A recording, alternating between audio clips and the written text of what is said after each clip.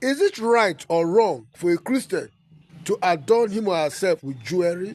Listen to what this preacher man is saying. It may make sense to you.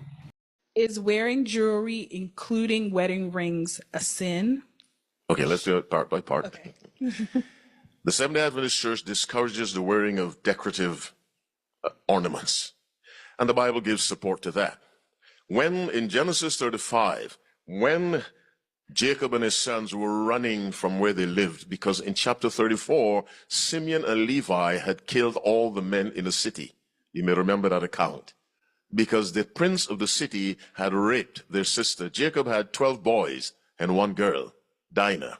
In Genesis 34, the girl was raped by the prince of a city. Simeon and Levi went to him and said, look, you cannot defile our daughter and just throw her away. You must marry her. He said, yes, I'm willing to marry her.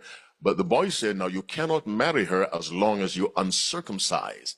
The prince said, we'll all get circumcised. So all the men got circumcised. 3 days later, when the men couldn't walk, and you understand that very clearly, Simeon and Levi and their servants with swords came and killed all the men.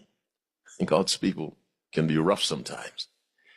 And when the surrounding cities found out, naturally, they wanted to take revenge. And Jacob knew his life was in trouble. In chapter 35 now, God told Jacob, leave, go up to Bethel and establish an altar there and worship me there. Jacob told his household, put away the false gods that are among you and change your garments and be clean. And in verse 34, the Bible says, they took off all their earrings and whatever jewelry they had, gave it to Jacob. In Genesis 35 verse 4, and he took it and hid it under the tree, the oak, which was by Shechem. He buried all of that stuff. Now, in the parable of the talents, one man got 5, that's Matthew 25, one got 2, one got 1. The one who had 5 used them, and what happened? He got 5 more. The one who had 2, he used them. He got 2 more. The one who had 1, he did not use it. How do we know that?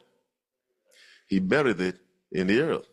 Symbolically, to bury it in the earth is to say what? I will not use it. Jacob buried all that stuff in the earth. Later on, when the Israelites worshiped the golden calf, Exodus 32, God almost destroyed the entire nation. Moses had to intervene and intercede on their behalf. In chapter 33, God told them, depart from where you are, go on up. And then he told them, as I try to decide what to do with you, take off all of that. And in verse 6 of of Exodus 33, the Bible says, they stripped themselves of their ornaments. And Bible commentators will tell you, there's no evidence in the Bible they ever put it back on. Genesis 2:25, and Adam, and they were both naked, the man and his wife, were not ashamed. God made them with nothing hanging on the body. Revelation 12 verse 1, and there appeared a great wonder in heaven, a woman clothed with the sun, and the moon under her feet, and upon her head a crown of 12 stars. That's how the true church is described. The way the woman is dressed, light, the light of God. Revelation 17:4, the harlot representing the false church, and the woman was arrayed in purple and scarlet color and decked with gold, precious stones, and pearls. One woman is covered with jewelry, the other one is not.